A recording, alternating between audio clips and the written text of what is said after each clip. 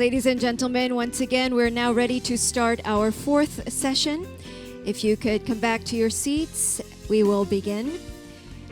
네, 저희 네 번째 세션 바로 시작하도록 하겠습니다. 좀 자리 입장하셔서 자리에 착석 부탁드리겠습니다.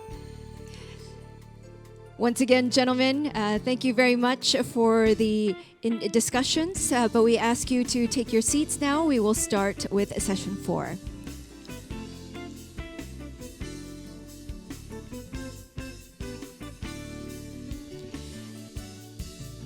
네, 계속 입장하고 계시는 분들도 계실 텐데요. 일단은 먼저 네 번째 세션 바로 시작해 보도록 하겠습니다. 네 번째 세션은 더욱더 오늘 참가해 주신 많은 분들의 참여가 좀 필요한 부분입니다. 그래서 질문들도 많으실 것 같고, 또 아까 질문을 하셨는데 답변을 받지 못했다라고 하면은 지금 나와 계신 분들께 또 다시 질문을 해주시면 좋을 것 같습니다. 2025 인공지능 안전 서울 포럼 네 번째 세션 한국인공지능안전연구소와의 대화 계속 이어가 보도록 하겠습니다. 한국인공지능연구소 안전연구소는 2024년 11월 설립이 되었는데요.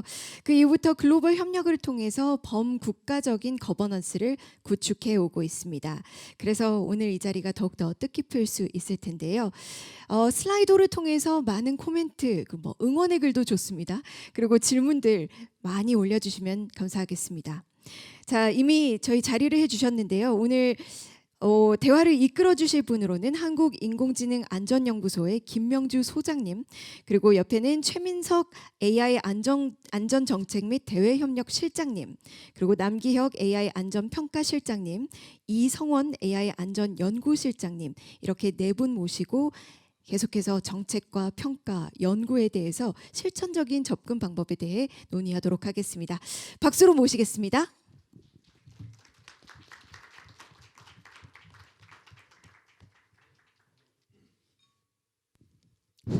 네, 방금 소개받은 인공지능 안전연구소장 김명주입니다. 참 긴 하루였는데 굉장히 유익한 하루라는 생각을 합니다.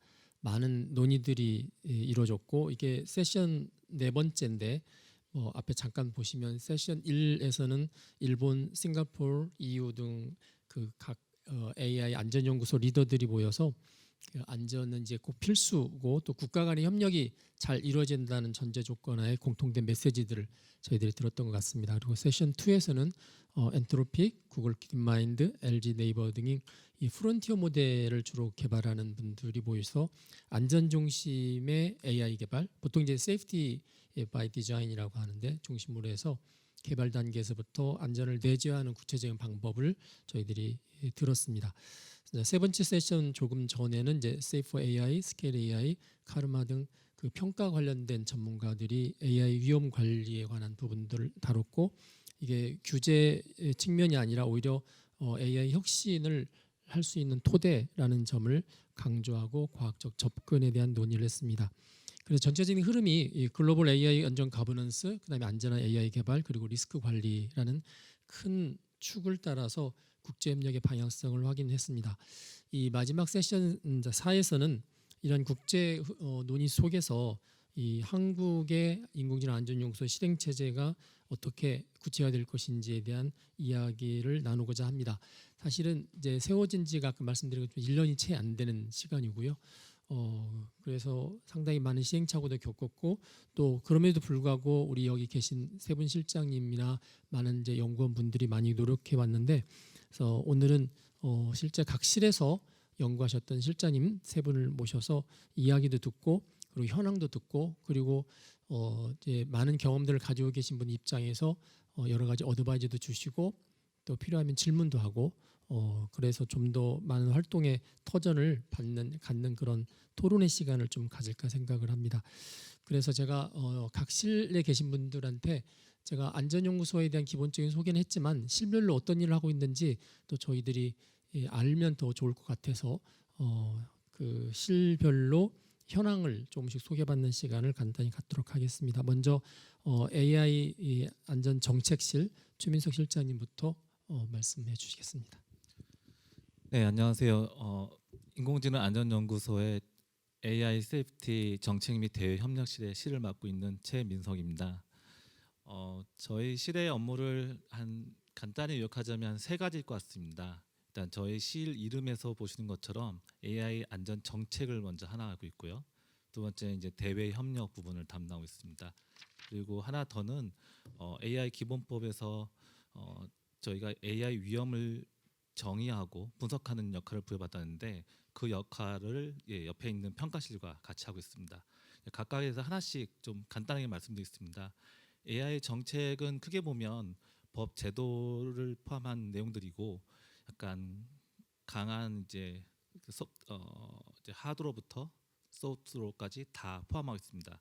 뭐 우리나라 이제 AI 기본법 관련돼서는 AI 기본법의 32조의 한 프론티어 AI에 대한 안전성 기본 가이드라인을 저희가 담당하고 있고, 또 하나는 우리나라 법뿐만 아니라 이제 다른 나라 법, 특히 EU법이나 일본 또는 캘리포니아 법 관련된 내용을 우리나라 기업들이 영향받을 수 있어서 거기에 대한 대응 부분에 대한 안내, 지원도 담당하고 있습니다. 거기에 이제 법 관련 내용 외에도 공공기관에서 AI를 도입할 때 어떤 부분들을 신경 써야 되는가, 이제 이런 부분에 대한 준비를 하려고 하고 있고, 거기에 대해서 내년엔 좀 더 의미 있는 결과를 내놓을 것 같습니다. 마찬가지로 그런 공공 가이드랑 관련해 가지고 인증도 있고 표준도 있을 텐데, 저희가 직접 인증을 뭐 만들어서 서티피케트를 주거나 이러진 않겠지만 그 인증과 표준 관련된 동향을 주로 저희가 모니터링해서 어떤 인증과 어떤 표준이 의미 있는 것인지를 저희가 리포팅할 예정입니다. 이상 이게 법 정책 관련된 내용이고, 이제 두 번째 대외 협력 관련된 내용은 당장 이제 오늘 참석해주신 일본 AI 안전연구소, 또 싱가포르 AI 안전연구소, 또 EU AI 오피스를 포함해서 잘 아시다시피 10개국이 함께 AI 안전연구소 네트워크를 구성하고 지금 함께하고 있습니다. 거기에 관련된 많은 활동들이 있는데 거기 활동들에 대한 이제 가장 일차적인 업무 협력들을 담당하고 있고요. 그 외에 이제 여기도 지금 많이 발표해 와주신 그 AI 기업들, 또 AI 비영리 기관들, 또 무엇보다 이제 아세안에 있는 여러 국가들, 또 유럽에 있는 국가들과 협력한 내용들을 광범위하게 저희가 하고 있습니다. 국내적으로는 AI 안전 컨소시엄 관련된 것들을 이제 총괄하고 있고요. 또 그 외에도 국내 기업과 여러 협력 루트와 별도의 MOU를 맺어가지고 같이 일을 하고 있습니다. 이제 마지막으로 위험에 대해서는 위험의 전반적인 포괄적인 이제 위험 지도라고 아까 소개시켜드렸던 내용들을 저희가 기본적으로 텍사노미를 만들고, 그 다음에 평가실과 같이 또 벤치마크를 연결시키고, 또 일반적인 사건들과 어떻게 연결시키는지 이런 부분들을 이제 고도화시키고 확장하는 내용들을 제가 하고 있고, 그와 관련해서 실제 이 AI 안전 관련된 지금 현재 글로벌 커뮤니티에서 어떤 논의들과 어떤 법적 논의가 있는지를 저희가 동향을 잘 수집해서 지금은 일부 제한된 멤버들에게만 일단 저희가 공유하고 있는데, 조만간 좀 더 많은 멤버들 또는 이 자리에 오신 분들께 다 공유하고, 물론 한글이어서 좀 아쉽긴 하지만요. 또 차후에는 그걸 공개적으로 오픈할 생각을 갖고 있습니다. 이상입니다. 네, 맞습니다.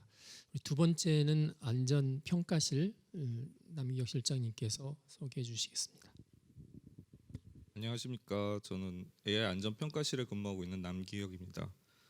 저희 평가실은 AI 모델의 안전성과 신뢰성 평가 체계를 구축하고 또 이런 활동을 세 가지 관점에서 지금 추진하고 있습니다. 첫 번째는 AI 모델 평가입니다. 현재 한국 환경에서 활용되고 있는 공개 AI 모델과 비공개 AI 시스템에 대한 안전성 그리고 신뢰성 평가를 통해 평가 방법론을 정립하고 또 그런 분석 결과를 공유하는 것이 첫 번째 임무입니다.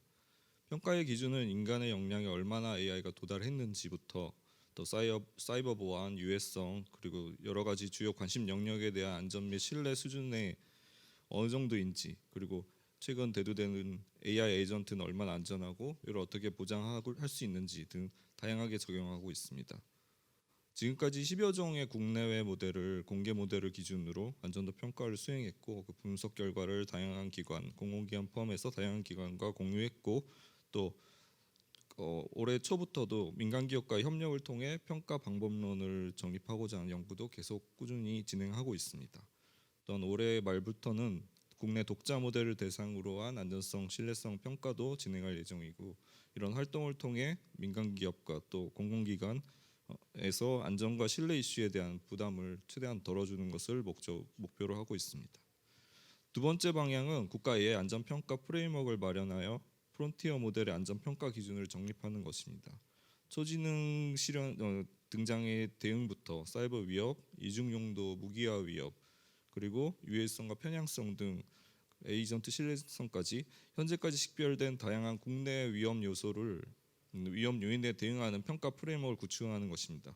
현재 출시된 국내외 AI 시스템의 적용 분야와 역량 수준의 다양성을 최대한 반영하고 있으며 국제적으로 통용된 주요 벤치마크를 선별하여 한국어 버전을 만들고 또 문샷이나 인스펙터와 같은 기존에 널리 사용되는 평가 도구를 적극 도입하여 국제 공조의 신속성을 확보하고 있으며 특히 한국 특화 위험 요소를 식별하고 또 이론적으로 밝혀진 위험과 현실에서 대두되고 바라보는 그런 위험 사이의 격차를 최대한 분석해서 자체 벤치마크를 구축하고 평가 환경을 마련하고 있습니다.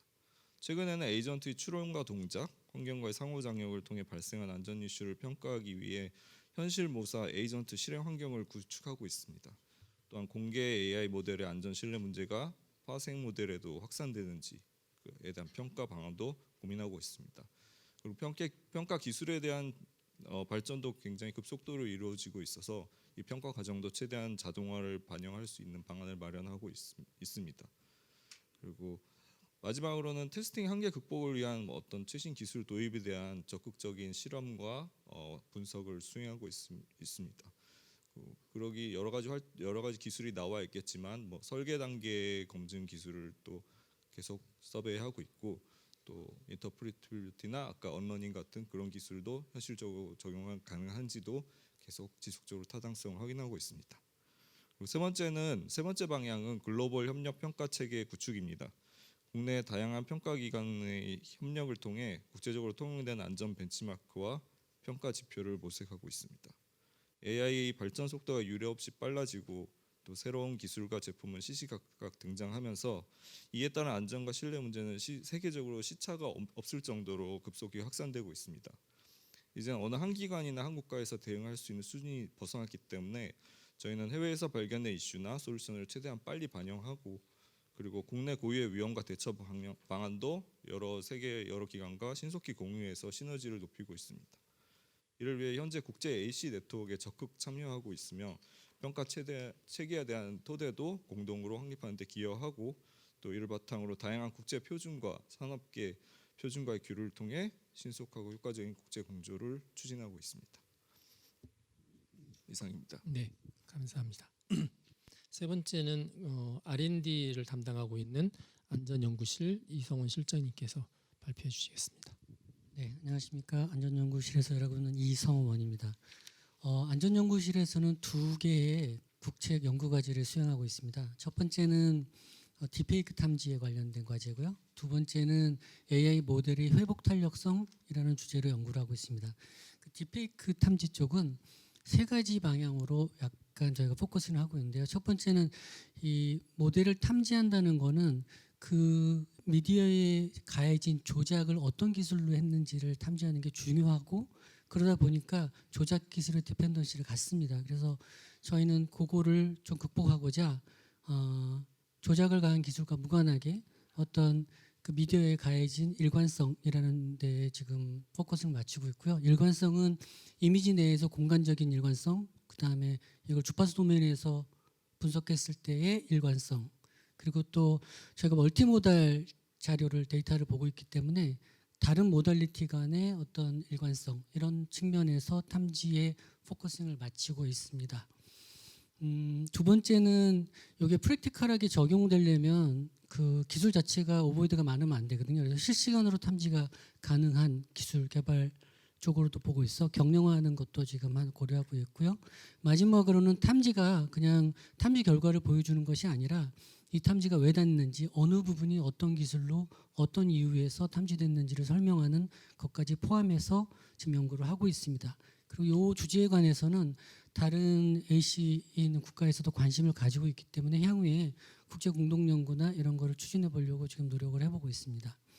그다음에 모델의 회복 탄력성 관련돼서는 회복 탄력성이라는 게 어떤 시스템에 자극이 들어오면 그걸 흡수하고 이걸 정상적인 동작으로 돌아가게 하는 과정이거든요. 그래서 1차적으로는 이 모델이 들어온 자극을 저희는 탈옥 공격 같은 것으로 보고 있습니다. 그래서 일단 탈옥에 대한 기술 개발하는데 지금 첫 번째로 작업을 하고 있고요.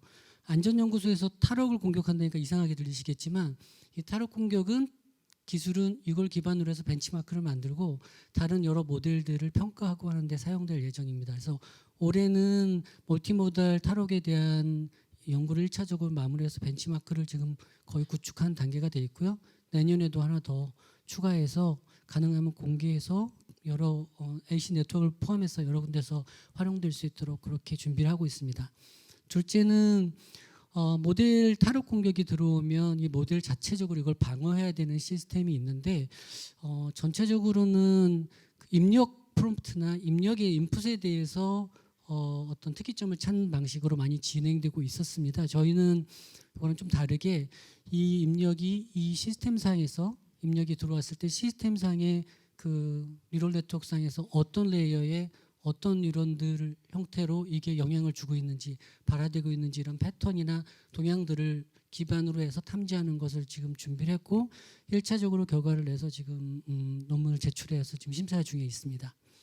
그리고 마지막으로는 회복 탄력성이라는 주제 자체인데요. 이게 사실 되게 어려운 주제라서 이렇게 제일브레이크가 들어왔을 때 알려진 공격에 대해서는 알려진 공격 기법에 대해서는 사실 대응이 어느 정도 되지만 새로운 게 들어오면 사실 매번 새로운 공격 기법을 방어 기법을 마련해야 되거든요. 그래서 새로운 것이 들어왔을 때도 몇 번의 공격 어택 자체를 학습해서 그걸 방어할 수 있는 것으로 기제를 만들 수 있도록 퓨전 러닝 이런 개념 도입해서 지금 디펜스하는 메커니즘도 회복 탄력성이라는 컨셉 안에서 개발하려고 준비를 하고 있습니다.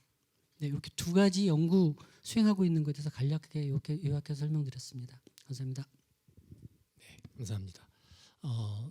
저희 이제 한국의 인공지능 안전연구소는 사실 이제 처음부터 이렇게 준비 단계가 있었고요. 그 준비 단계 과정 가운데서 지금의 새 실은 이제 처음에 이렇게 정해져 있었습니다. 그래서 이렇게 하면 좋겠다라고 해서 앞에 서베이했었던 팀들이 다른 나라의 안전연구소 벤치마킹을 하면서 정했던 부분들이라서 제가 볼 때는 역할들이 잘 분담되어 있다고 생각하는데 어떻게 보면은 모든 것을 다 하려고 참 많은 욕심을 냈다 하는 생각들을 가끔씩은 합니다. 그 슬라이드 통해서 혹시 질문 있으시면 질문 올려 주십사고 했는데 벌써 16개가 올라왔네요. 네, 근데 일단 제가 하나씩 정도 준비했던 거 하나씩만 더 질문하고 그 플로에서 했던 질문 중심으로 제가 돌아가도록 하겠습니다.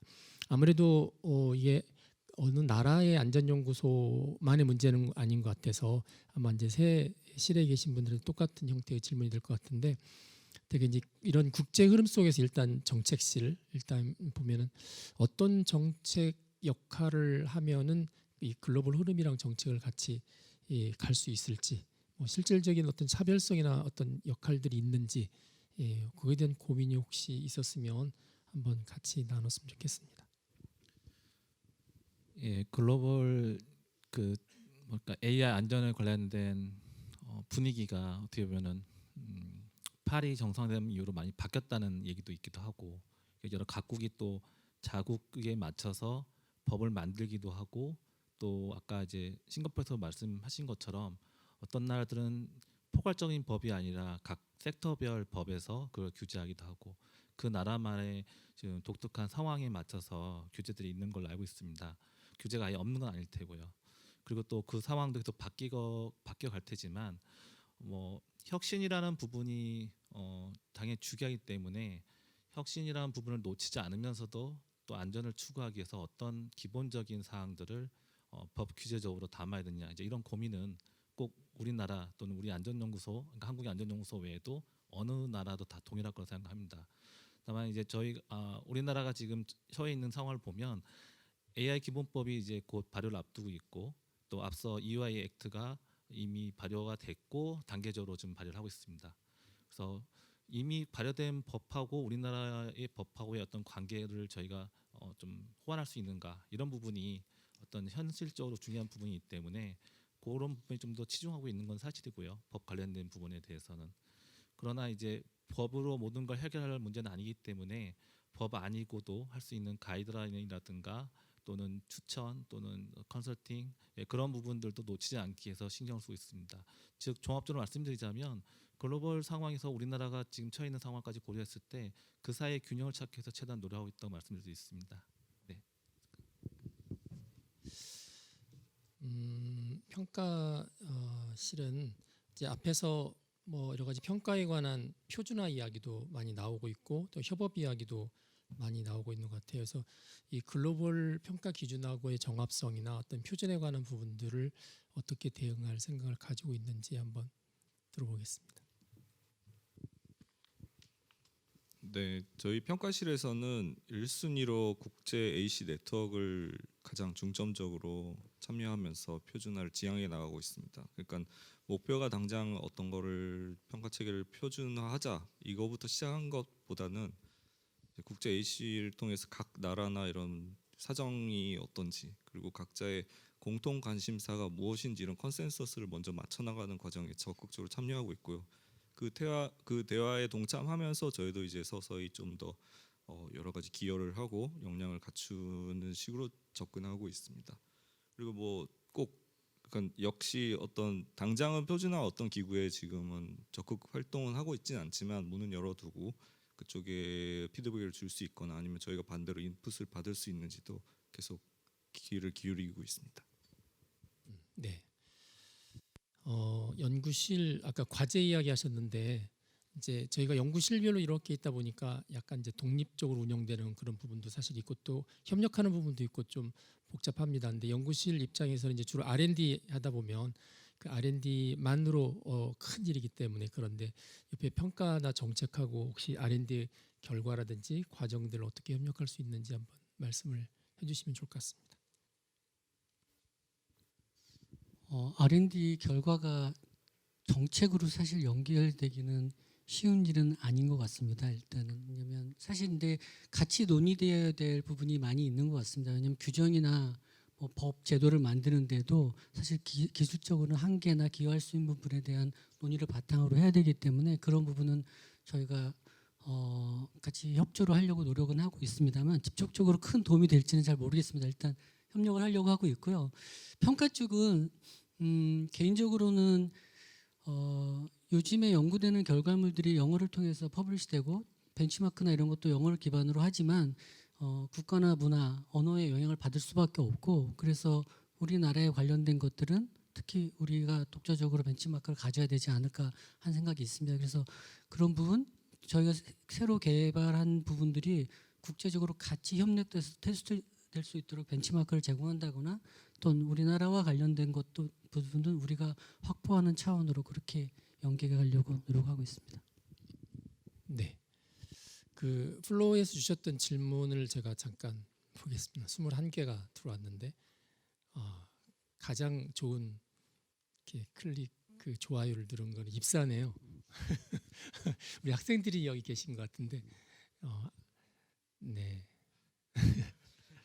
인공지능 안전연구소를 입사하려면 어떤 능력을 갖춰야 할까요? 너무 입사하고 싶습니다. 이게 이제 실별로 조금씩 다를 것 같은데 제가 연구실에 한번 여쭤볼까요? 어떻게 해야 됩니까? 네, 좋은 연구 실적을 가지고 계시면 되고요. 네, 동료들과 잘 협력하실 수 있는 분이면 좋겠습니다. 네. 네, 혹시 다른 분도 평가실장님 혹시? 저희는 주 임무가 평가인 입장이라서 물론 좋은 논문 낸 실적도 굉장히 높게 평가하고 있지만 실질적으로 현실적으로 어떤 구형 능력 그리고 특히 어떤 LLM에 대한 프롬프팅 능력 그리고 뭐 어떤 오픈AI나 클로드 같은 이런 여러 실험을 하다가 뭐 밴을 당하거나 이러면 대환영이고요. 그리고 반대로 어떤 좀 거시적인 차원에서 위험 관리 능력에 대한 고민을 많이 하신 분이면 또 크게 도움이 될 것 같습니다. 네. 계정 폐쇄를 많이 당했던 사람들 말씀하신가요? 네, 제가 이 순서대로 위에서부터 하나씩 내려가도록 하겠습니다. 혹시 이제 저기 정책팀까지 말씀하시고. 예, 저희는 정책팀이기도 하고 이제 대외 협력이라서 글로벌 협력을 많이 담당하다 보니까 뭐 사실 다른 시도 마찬가지일 것 같은데요. 기본적으로 글로벌 다른 AC나 다른 기업 또는 기관, 정부들과 협력하는 거에 좀 경험도 많고 또 실제로 그런 게 관심도 많고 언어적으로도 좀 자신 있는 분들이 좀 좋을 것 같고요. 또 하나는 이제 각 분야, 정책적인 분야도 굉장히 다양하지 않습니까? 법률적인 거 또는 뭐 사회과학의 여러 영역들, 정치학적인 부분들 각자 자기 전공 사항에서는 굉장히 전문성을 뛰어나시지만 또 한편으로는 AI에 대한 이해가 좀 높으신 분들이 저희가 좋은 것 같긴 해요. 항상 해보면 그 분야의 전문가이시면서도 AI에 좀 관심과 또 실제로 경험이 많으셔야 결국 이 주제가 좀 굉장히 특화돼 있어서 그걸 다루기가 좀 좋으신 것 같더라고요. 사실 저는 그러지 못합니다. 근데 그런 분들이 오시면 좋겠습니다. 네. 네, 그 같은 기관 안에 있는데 사실 이쪽에 있는 두 연구하고 그 다음에 평가 쪽은 약간 이제 기술 쪽이나 IT, AI 쪽이 상당히 많이 오리엔티돼 있는 전문가들 요구하고 이제 이쪽은 주로 이렇게 사회, 법, 뭐 이런 제도 뭐 이런 쪽으로 많이 특성화되어 있는 분들이 많이 필요한 것 같습니다. 여기 보니까 이제 평가 쪽 질문을 딱 아예 정해서 했습니다. 다른 나라의 인공지능 안전연구소와 비교해서 한국에 특화된 평가 기법이 있나요?라고 아주 어려운 질문을 이거 말씀 잘하셔야 될 것 같아요. 네, 소장님께서 말씀하셔서 있어야 될 것 같은데 일단은 이제 만 1년이 거의 다 돼가서 처음 한 반년 동안은 열심히 따라가는데 사실 좀 집중한 게 현실입니다. 그리고 또 저희만의 특화를 무조건 주장할 게 아니라 여기는 또 글로벌 컨센서스를 어느 정도 맞춰가 나가야 되는 그런 상황도 있고요. 그리고 섣불리 어떤 실험적인 거를 평가 기준으로 이제 내세우면 좀 공정성의 위험이 있을 것 같아서 조심스럽게 좀 접근하고 있어서 결론적으로는 아주 특별한 건 없고 통상적으로 저희도 벤치마킹과 레드티밍에 의존하고 있습니다. 한 가지 좀 다른 점이라면 아마 영어가 모국어가 아닌 국가들도 똑같은 입장이겠지만 영어로 나온 벤치마크 상당히 많습니다. 평가 기술이. 그러면 거기에 대한 시멘틱스를 최대한 보존하면서 어떻게 한국화를 할 것인가에 대한 어떻게 보면 그런 노하우는 좀 많이 갖고 있다고 말할 수 있습니다. 네. 다음 질문입니다. 오늘 이 장소에 국내외 많은 기관 연사분들이 오셨는데 국내 기관도 그렇고 특히 해외에서 많이 오신 것 같습니다. 이분들과의 이 기관들과의 협력 방향이 있으십니까?라는 질문이 있습니다. 예, 정책실장. 사실 각 실에서 다 연구실은 연구실대로 협력하시는 기관이 해외 기관이 따로 있고 또 평가실도 마찬가지긴 한데 그냥 저희 실과 또 약간 종합적 입장을 말씀드리면 사실 개별 그 지금 이렇게 와주신 뭐 A씨를 포함해서 많은 기관들과 구체적으로 어떠한 일을 다 일일이 말씀드린 거는 너무 많을 수도 있고 또한 좀 적절하지 않은 것 같고요. 기본적으로 저희가 생각하고 있는 컨셉은 저희가 생긴 지 그렇게 오래되지는 않고 인원도 많지가 않아서 저희가 뭔가 많은 일들을 저희가 인발하기 쉽지는 않습니다. 그래서 기본적인 컨셉은 저희도 일정 기여하고 또 해외 기관도 마찬가지로 일정 기여할 수 있는 그 관심사를 찾으려고 굉장히 노력하고 있습니다. 그래서 같은 정도의 기여도를 가지고 공동할 수 있는 것들을 최대한 노력하고 있고 아마 지금 오늘 오신 많은 이제 해외 기관에 오신 분들하고도 다들 뭐 잘 아시겠지만 그런 방향으로 일을 진행하고 있습니다. 예를 들면 뭐 에포 AI 같은 경우도 아직 뭐 본격적으로 진행하지는 않았지만 주요 관심사가 저희가 지금 기본법상에서 어떤 학습 누정량이 얼마 이상이냐 이런 것들이 굉장히 중요한 법적 기준이 돼 있는데 그걸 누구보다도 가장 잘하고 가장 많은 리포팅하고 있고 가장 많이 사이팅되고 있는 기관이어서 그 부분에서 서로 협력 부분들을 지금 찾고 협력을 좀 논의하고 있습니다. 뭐 많은 기관들 또 EU법 같은 경우도 정책적인 게 한계가 있긴 하지만 EU AI 오피스랑 또는 뭐 FLI 같은 경우도 이미 EU의 법에 대해서 많이 소개하고 그걸 쉽게 할 수 있는 사이트를 잘 만들어놨거든요. 그래서 마침 또 한국 법에 대한 영문 이해를 원하는 해외 사람들도 많고 그래서 그것들을 같이 협력해서 서로 비교하거나 이런 것들을 지금 준비하고 있습니다. 뭐 이와 같이 뭐 평가실 상황은 제가 좀 더 모르긴 하지만 한국 AI 안전연구소가 조금 더 할 수 있는 일 그리고 이미 그 해외 기관도 관심을 가지고 좀 더 나갈 수 있는 일 그런데 그 주제는 한국적인 주제 이렇게 보통 많이 협력을 지금 진행하고 있다고 보면 되겠습니다. 네. 아무래도 평가 쪽의 질문들이 많은 것 같아요. 두 개 질문이 있는데 묻기도 조금 그렇고 제가 일단 첫 번째 국내 모델 AI 모델에 대한 평가를 한 거로 아는데 왜 공개를 안 하느냐는 이야기가 있습니다. 그리고 이게 혹시 뭐 국내 모델들이 해외 모델에 비해서 경쟁력이 문제가 돼서 안 하는 거냐 뭐 이런 아주 까다로운 질문인 것 같은데 네 답하실 수 있으시겠어요? 이게 굉장히 정치적인 질문일 수도 있어서 네, 이런 자리인 줄 몰랐습니다. 첫 번째는 일반 모델은 국내 모델도 공개된 게 많아서 뭐 여러 가지 리더보드나 이런 벤치마킹 성적은 나와 있어서 저희가 굳이 그거를 재탕할 필요는 없다고 생각했고요. 두 번째는 저희는 어쨌든 안전성에 가장 포커스를 맞추고 있기 때문에 거기에 대한 뭐랄까 확실한 방법론은 아직 다른 성능 평가에 비해 많이 나와 있지 않은 상황입니다. 그래서 실험이나 그런 분석 작업이 아직 더 많이 필요한 상황이고요. 그리고 섣불리 그거를 공표했다가는 저희가 아무래도 그 기관 특성상 저희가 민간 자발적인 조직으로 뭔가 발표하면 모르겠는데 괜히 무게감이 실려서 오해를 받을까봐 그런 얘기는 이렇게 아직은 발표하진 않고 이제 내부적으로 어떻게 하면 평가 방법론을 계속 향상시킬 수 있을까, 아니면은 기존에 나온 어떤 공개 모델의 위험 요소는 어떤 게 있으니까 어떻게 대비할까, 그런 내부 분석 용도 혹은 정보기관의 정보를 공유하기 위한 그런 용도로 많이 작업을 했습니다. 네. 그 우리 연구실장님이 심심하실까봐 제가 질문을. 네, 그 지금 원래 과제가 4년 단위로 진행이 되잖아요. 근데 이 4년이라는 시간 동안에 AI 기술이 참 많이 빨리 바뀔 수도 있을 것 같아서 혹시 그런 연구 시스템이나 이렇게 보시면서 야 이거는 연구 과제와 상관없이 중간에 새로 연구를 해야겠다. 특히 이제 안전연구소 입장에서 일반적인 AI 연구소가 아니고 그렇게 생각하시는 것들이 있으시거나 아니면 연구에 관한 어떤 전략 있으시면 좀 공유해 주시죠.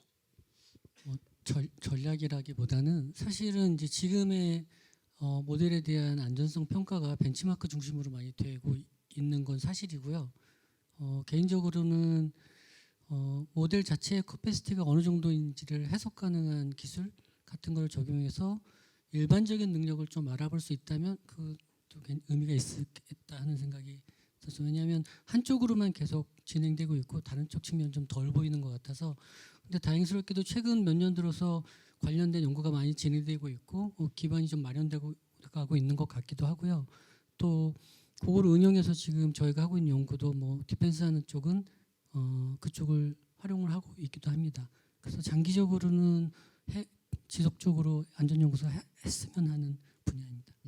네. 그 아마 다른 나라에 있는 안전연구소도 비슷한 그 이미지에 관한 오해들이라든지 아니면 뭐 정확하게 이해인지 모르겠지만 있을 것 같습니다. 그런 질문이 들어왔는데 국가별로 AI 안전연구소가 특정 법과 관련되기도 하고 또 안 되기도 하는 것 같습니다. 한국의 경우는 AI 기본법에 이제 부서가 존재하고 또 그 과기정통부가 관련 부서가 있으므로 AI 안전연구소는 AI 기본법의 컴플라이언스를 지원하는 규제 기관이라고 봐야 될까요? 네, 소위 말해서 저 연구소를 규제하는 기관이냐 이렇게 보는 건데 그 질문하고 밑에 있는 질문은 약간 유사한 것 같아요. AI 안전연구소에서 인증, 서티피케이션, 평가, 이별 규제 등의 역할을 어떻게 하실 건가요? 그다음에 정부 주도의 인증도 만들 예정인가요? 이렇게 인증, 규제 이런 단어가 들어가면 약간 주는 느낌이 이제 그런 느낌인데 혹시 이거에 대해서 말씀 한번 해주시죠. 예, 일단 그러니까 AI 어떤 모델이나 시스템에서 인증이 있다는 거는 그걸 도입해 쓰는 입장에서는 뭔가 안심할 수 있다. 예, 이런 걸 이제 얻길 원하는 건 당연할 것 같습니다. 우리가 꼭 AI가 아니더라도 어떤 물건, 어떤 서비스 다 마찬가지일 것 같은데 한국의 AI 기본법은 기본적으로 잘 아시는 분들은 아시겠지만 그 인증 자체를 민간 자율 인증하게끔 법으로 정하고 있습니다. 그래서 아마 정부의 공식적인 인증이 과연 나갈 수 있을까 싶기도 하고요. 그래서 AI 안전연구소의 역할은 그런 민간 자율 인증은 아마 단일이 아니라 복수가 될 가능성이 당연히 높고요. 또 그 안에 우리나라뿐만 아니라 이미 영국 같은 경우도 인증 시장에 대해서 또는 인증을 정부에서 어떻게 관리할 것인에 대해서 고민이 많은 걸로 알고 있고 이 자리에서 제가 확인은 못했지만 싱가포르나 일본도 비슷한 상황이라고 생각하고 많은 나라 비슷할 것 같습니다. 그래서 AI 안전연구소는 아까도 저희 정책실의 업무에 대해서 말씀드린 것처럼 인증이 복수 인증, 글로벌 인증이 있는 상황에서 어떤 인증이 좀 더 의미 있고 어떤 인증이 어떻게 변해가는가 이런 것들을 주로 모니터링할 것 같고 그런 것들을 충분히 정보를 많이 공개함으로써 아무래도 좀 더 시장에서 그 선택하고 하는데 좀 도움을 주는데 주로 주력할 것 같습니다. 그리고 규제 기간이냐라는 문제는 사실 이건 소장님이 답을 하셔야 될 것 같은데 일단 잠깐 말씀드리면 한국은 AI 안전연구소가 지금 관리하는 감독 기관이 과학기술정보통신부고 과학기술정보통신부는 이제 기본적으로 AI를 포함한 IT 산업 전체의 지능을 주로 담당하는 기관이 부처입니다. 그래서 아시겠지만 AI 기본법이 안전에 대한 규정도 있지만 지능에 대한 규정이 굉장히 많이 담겨 있고 그걸 밸런스 있게 하는 걸 추구하는 걸로 저는 알고 있습니다. 그러다 보니 AI 안전연구소도 당연히 그런 기조 하에서 기본 아까도 말씀드린 것처럼 혁신을 저하지 않은 상황에서 어떤 안전을 추구할 것이냐에 대한 밸런스 고민을 하고 있고요. 특히 이제 모든 AI 이제 기본 규제를 다 안전연구소가 담당한 게 아니라 현실적으로는 32조에 있는 프론티어 AI 규정만 현재 담당하고 있어서 다른 기관들이 그 역할을 하고 있어서 규제 기관으로 보기에는 굉장히 작은 역할을 하고 있고 기본적으로는 혁신 하에서 그다음에 안전을 추구할 수 있는 것들을 동시에 밸런스 맞추는 것들을 추구하고 있습니다. 그렇게 말씀드리는 게 맞을 것 같습니다. 네. 맞습니다. 그 소버린 AI 이야기가 나왔는데 요즘 이제 자체 모델이라고 표현합니다. 한국에서 개발하는 인공지능 모델에 대한 소버린 AI가 물음표하셨는데에 대한 평가도 하시나요?라고 되어 있습니다. 네, 독자 파운데이션 모델. 네, 그 평가하면 모든 걸 평가하는 거 아니고 안전에 관련된 정량적인 평가를 꼭 정량은 아니지만 이제 정량적인 방법을 이용하는 평가를 일부분 수행하기로 되어 있습니다. 아직은 하지 않는데 연말에 수행할 예정이고 그것이 이제 평가 전체를 저희가 다 결정한 거 아니고 여러 요소 중에 일부분을 하기로 되어 있습니다. 아무래도 AI는 이제 그 캐패시티 성능 쪽에 굉장히 큰 요소이기 때문에 평가에 있어서는 그 부분이 가장 큰 요소일 것 같고 거기에 이제 아까 세이프티라든지 트러스트워시라든지 여러 가지 것들이 들어가서 안전성 평가를 할 것 같은데 그 구체적인 건 아직 정해진 바는 아직 없는 것 같습니다. 비율을 어떻게 할 거냐 하는 부분들은 없고 현재는 이제 열심히 사전 준비로 데이터셋 구축하고 하는 작업들을 지금 준비하고 있습니다. 네. 협업에 대한 이야기를 하셨네요. 그 안전연구소와 협업을 하고 싶은데 이제 저희 기관 말고 AI에 관련된 일을 하고 있는 기관들이 또 있습니다. TTA하고 NIA 이런 기관들하고 역할이 어떻게 다른가요?라는 이야기를 했습니다. 사실 안전연구소의 모든 것들이 다 여기 있지 않고 이제 그 안전연구소가 생기기 전에는 TTA를 통해서 상당히 많은 일들을 해왔던 게 있고 또 정책이나 이런 부분들은 또 EI에서 하고 있는 게 있어서 혹시 이거에 대한 설명을 어떻게 하실 수 있을까? 여러 기관들이 어떻게 다른지 실장님이 하시겠어요? 사실 어려운 질문을 주신 것 같아요. 이거를 답하기엔 정말 쉽지 않기도 하고 과연 제가 잘 알고 있나 싶기도 합니다. 근데 아까 잘 아시겠지만 이제 AI 안전연구소는 전체 인원이 아직 30명이 채 넘지 않은 작은 조직이고요. 니아나 TTA는 몇백 명, 또 한 300명, 600명 이런 큰 조직이거든요.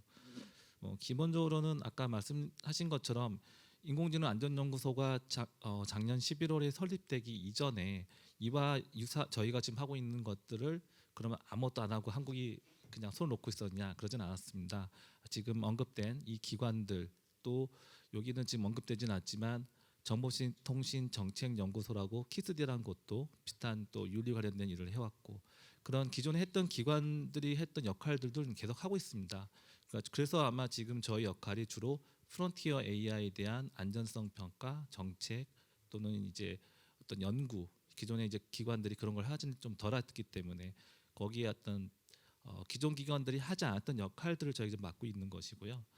뭐 좀 더 규모가 커지고 그러면 법상에서 정의한 것처럼 좀 더 다양한 역할들을 할 수 있을 거라는 생각하지만 이들 그 기관들하고는 기본적으로 그래서 기존에 했던 업무들을 하는 거와 저희가 이제 같이 예를 들면 기본법 같은 기본법의 대응도 이들 기관들이 같이 동시하고 있습니다. 예, 이제 그런 것들을 보면 서로 역할을 나눠가지고 저희가 할 수 있는 부분들을 하고 또 다른 기관도 하고 서로 이제 협력하고 있는 상황을 보면 되겠습니다. 네, 영어로 된 질문을 그래도 하나는 해야 될 것 같아서 그 한국의 AISI 이게 제가 아까 이제 이야기했던 것 같습니다. CBRN 이야기를 했는데 CBRN에 집중하는 이유가 뭘까라는 질문을 했습니다. 어떻게 누가 대답을? 네, 그 사실은 그 인공지능에 관한 이제 리스크가 굉장히 많잖아요. 굉장히 많고 그래서 이제 안전연구소는 일단은 그 풀어야 되는 모든 리스크를 다 일단은 파악을 해야 된다고 생각을 했습니다. 아직 나타나진 않았지만 파악해서 그걸 이제 우리가 다 풀지 못해도 또 국가 안에 여러 전문 기관들 담당 기관, 예를 들어 국방도 있고 뭐 여러 가지 형태이기 때문에 그럼 이제 거기랑 같이 협업해서 풀어야 된다고 생각했기 때문에 그 문제를 푸는 과정 가운데서 최근에 이제 영국과 미국이 특히 이 CBRN과 관련돼서 대단히 많이 관심을 가지고 있고 이중 사용에 있어서 가장 큰 이슈 중에 하나가 바로 이제 국가 내셔널 시큐리티를 위협하고 있는 이 대량 살상 무기에 관한 정보들이라고 해서 이제 이런 쪽에 관한 노하우들을 갖고 있는데 이 부분들이 지금 한국에서도 자체 모델을 만들면서 이제 프론티어 AI에 근접할 수 있는 모델들을 지금 만들고 있어서 그러면 이것도 마찬가지로 한국 모델에도 이거에 대한 테스트를 해야겠다 하는 생각을 가지고 있고요. 또 외국에 있는 모델들이 이제 국내 서비스 할 때도 어떤 문제들이 있는지를 저희들이 파악을 해서 그걸 좀 한국 내 서비스 할 때 좀 대응할 수 있는 그러니까 그런 위험한 정보들이 혹시나 나올 수 있는지 없는지에 대한 테스트나 이런 걸 통해서 또 안보 차원에서 좀 대응할 필요가 있다는 생각도 하게 됐고요. 뭐 궁극적으로 이중 사용에 대한 부분을 저희가 무시할 수 없는 입장이었고요. 특히 아까 제가 국가의 어떤 상황 이야기인데 한국은 아직까지도 휴전 상태입니다. 전쟁 중에 잠깐 쉬는 상태여서 이런 그 이중 사용이 특히 이제 악의적인 목적에 의해서 쓰는 경우에 이제 서로 상대편한테 굉장히 큰 부담을 줄 수 있기 때문에 그거에 대해서 전혀 등한시할 수 없어서 하는 거다 이렇게 보시면 될 것 같습니다. 좀 민감한 주제라서 제가 말씀은 뭐 자세히는 못 드리는데 어떤 그런 그 정치적인 것도 있고 실제 이제 프론티어 AI에 관한 부분들을 저희가 담당했기 때문에 프론티어 AI 안전성에 대한 체크를 할 때 그 안에 있는 이중성, 그러니까 듀얼 유스에 대한 가능성 체크를 해야 돼서 저희들이 진행한다고 보시면 될 것 같습니다. 네, 시간이 다 돼서 좀 저희가 일찍 시작을 했기 때문에 좀 일찍 끝내고요. 브레이크 한 다음에 이제 그 다음 순서를 가질까 합니다. 제가 마무리를 잠깐 말씀드리면 아까 규제에 대한 이야기를 했습니다. 그 AISI의 그 S가 원래는 세이프티에서 출발했는데 영국은 시큐리티로 바꿨고 미국은 스탠더드로 바꿨습니다. 이제 나름대로의 어떤 이제 중점들을 역사하는 부분이 있어서 바꿨기 때문에 그런데도 이제 이니셜은 똑같이 유지를 합니다. AIS는 똑같이 유지되고 그래서 거기에 글로벌 네트워크는 여전히 유지가 되는 상태인데 뭐 바꿀 수는 있는데 저희도 그래서 가끔씩은 우리도 바꿔야 되는 거 아니야?라는 생각들을 하고 있고 이제 우리도 같이 정책을 따라가야 되는 게 아닐까 생각을 하고 있는데 바꾸게 되면 저는 그 S를 쉐르파로 바꿨으면 좋겠다라는 생각을 옛날부터 많이 했습니다. 이 쉐르파라는 게 아시겠지만 그 에베레스트 산이나 이런 데 보면 이제 등반객들이 올라갈 때 이렇게 도와주는 짐꾼들이죠. 그 현지인들입니다. 그래서 아버지, 할아버지 때부터 그 에베레스트 산의 위험한 거, 날씨 이런 것들 너무나 잘 알고 있기 때문에 그래서 이제 누가 정상에 오르려고 그럴 때 그분들이 어떻게 보면 짐꾼이지만 어떻게 보면 등반대의 목숨을 좌지우지할 수 있는 전문가잖아요. 그래서 안전연구소는 저희 우리나라뿐만이 아니라 모든 나라가 AI라는 기술을 가지고 이 꼭대기에 올라가고 싶어하는 기업이나 개인이나 단체들이 안전에 대해서 잘 모를 때 이제 우리랑 같이 동반해서 안전 문제를 풀어주고 그래서 이게 장애가 돼서 올라가지 못하는 일이 없도록 끝까지 올라갈 수 있도록 도와주는 역할을 하는 게 맞지 않을까. 그래서 이름을 구태여 바꾼다고 그러면 쉐르파로 바꿨으면 좋겠는데 그렇게 되면 등반하는 기관으로 오해받을까 봐 못하는 건데 아시겠지만 쉐르파는 쉐르파는 단어가 참 매력적인 거가 이제 등반대원들이 꼭대기 이렇게 올랐었잖아요. 정상에 올라가면 사진을 찍을 때 쉐르파는 사라집니다. 사진에서 보통 쉐르파는 없습니다. 그건 이제 프로이기 때문에 보통 없어서 주로 어느 이제 우리가 AI 시대의 새로운 이코시스템을 만든다고 그럴 때 누군가는 가장 그 아랫단에서 가장 힘든 부분에서 굉장히 중요한 부분을 묵묵하게 해낼 수 있는 사회적인 어떤 그룹들이 존재할 때 그 사회가 건전하게 진행될 수 있다는 생각을 하고 있어서 그런 생각을 가지고 있어서 이전에 이제 이게 규제기관이냐 그럴 때 우리는 규제기관이 아니고 헬퍼다. 도와주는 헬퍼고 AI를 열심히 하시는 분들이 문제없이 꼭대기에 잘 설 수 있도록 그게 우리나라 기업이 됐든 다른 나라 기업이 됐든 인류 전체가 다 쓰는 AI이기 때문에 안전하게 끝때까지 가서 이게 우리 시대에 가장 이기적으로 쓰고 끝나는 게 아니라 다음 세대까지 계속 이어질 수 있는 터전을 마련했으면 좋겠다는 말씀을 이제 드리면서 마치도록 하겠습니다. 네, 감사합니다. 네, 소장님 마무리까지 너무나도 멋지게 감사합니다. 앞으로 AC가 이 쉐르파 인스티튜트가 될 수도 있겠다는 생각을 잠시 했고요. 다시 한번 큰 박수 부탁드리겠습니다. 감사합니다. 네, 아마도 또 질문 많으셨던 분들께서는 그 질문이 좀 해소가 되었으면 하는 바람이었습니다. 그래도 좀 많은 질문들을 오늘 토론을 하면서 좀 다룰 수 있어서 아마도 많은 분들께서 좀 궁금증이 해소되지 않았을까 싶고요. 이것으로 2025 인공지능 안전 서울 포럼 1일차를 마무리할 시간이 되었습니다.